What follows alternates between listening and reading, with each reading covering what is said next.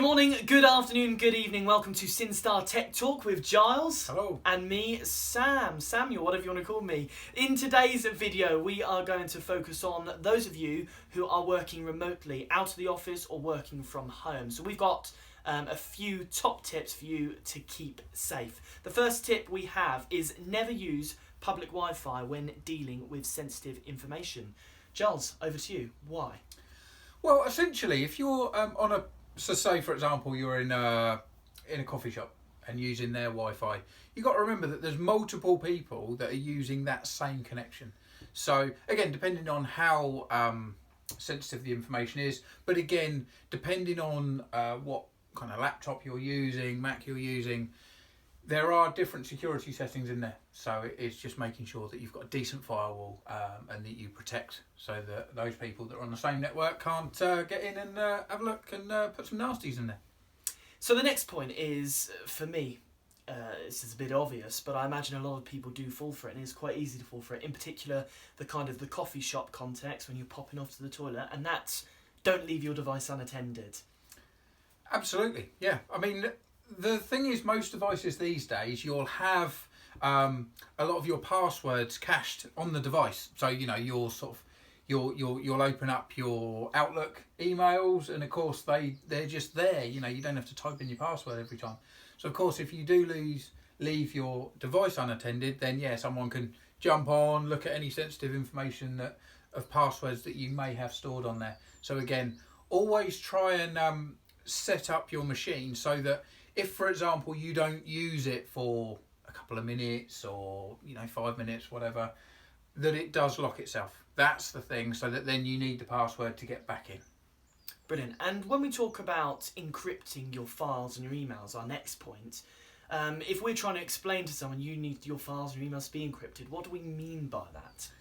Well, essentially, they're end-to-end encrypted, so that essentially the data, if it was taken, is kind of useless without the end-to-end point where it unencrypts it. But the main thing with that is that if you are going to be moving data around, emailing things, stuff like that, it's always good to encrypt them with passwords, just to make sure. I mean, again, but you've got to really think about how sensitive the data is and whether the data is sensitive to you or to someone else is what it's all about.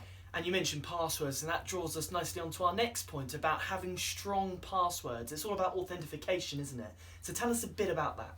Absolutely. So, for example, we're noticing now, especially with the government, for example, when you log on to any government portal, often now it texts you a code, or with banks and things like that, you'll have an app, where you've got to go in and actually say, yes, this is me, and as opposed to just typing in a written password, it will then text you a code. So that's two authentications, you see. So you've got your standard password, and then it comes through on a mobile device, for example, a PIN number. So you then type that PIN number in, and then it gives you access. So that's two forms of authentication. So super good for security, because of course, if someone was to hack into your computer while you're sleeping, then you wouldn't know about it. But if they hack into it, they'll get as far as they might get through the first authentication, but the second one, which is again maybe pushed through on your mobile, that's when it then stops. So it does stay secure. So it's definitely worthwhile. And there's a hell of a lot of these tools that are free to download. If it's just individual usage, home usage, but even smaller company ones, you can normally get the first 5 licenses for free. So definitely comment below if you do want any more help with that. So moving on to antivirus, which I'm sure is something most of our viewers watching are familiar with. But why is it important to ensure that your antivirus is up to date when working remotely from home? Okay, so yeah, really important antivirus. And this is also now on mobile devices as well. So essentially, it's just a big game of cat and mouse. That's all it is. So what will happen is Microsoft, for example, will produce Windows 10. They'll then put a load of updates and security patches on it. Then the hackers will look at the flaws in that product. So they'll find some way of getting into it. So what then happens is let's say whether it's Microsoft or whether it's an external antivirus company, they will then go, look, we've found that flaw, and then they'll build a patch or an update to then protect it. So it's constantly, as I say, bad people trying to get in, they find a way, so then good people will then, basically patch that hole. And so, of course, you might have antivirus on it, but if you haven't updated it in 6 months, there's going to be loads of holes in it. So it's really, really important.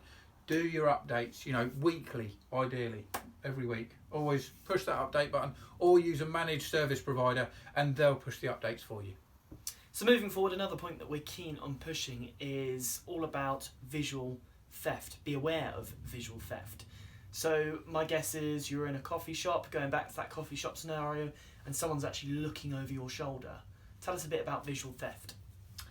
Yeah, so again, it's really understanding what it is you're trying to do. The thing is, let's say, for example, you're on Facebook.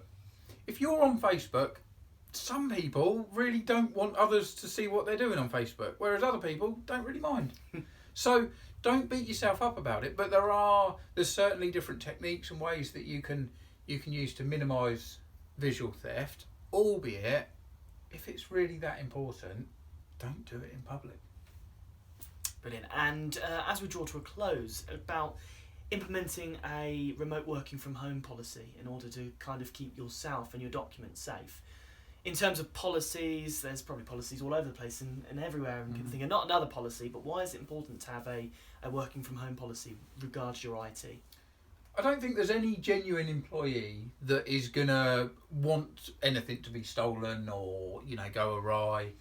But you need to clearly break this down in whether it's in your employment contract or your employee manual when they first start, what the boundaries are, what the guidelines are. Because if you say, never back up your data on a personal drive, only ever use the cloud, etc., and then you clearly break out how to do it, then they've got the guidelines. But you can't tell them off for, not backing up properly if they've never actually been told to back up. Or if you've, verbally sort of said, you just click that button and do it, you need to actually, make sure that you've got the clear boundaries on, this is how we want it done, these are the folders. Again, first line in any working policy is that you never ever store data locally on the machine. You should always store it on the company's, whether it's a cloud drive or a server drive. It's making sure that they understand that if the data's on their local machine and their local machine gets stolen, gets broken, whatever it is, they lose it. They lose that data. So it's making sure that everyone is saving it in a central pool, and then that central pool is backed up twice, local and a cloud backup. Really important. Brilliant. That's everything for Syn Star Tech Talk in this episode. We hope you enjoyed the discussion that we had. If you've got any comments, any thoughts, whatever it may be, please comment on this video. I also encourage you to like and share this video as well to your network. And of course, going back to the comments, if you've got any ideas for future videos, we'd love to hear them. Okay, thank you. Take it easy. Bye.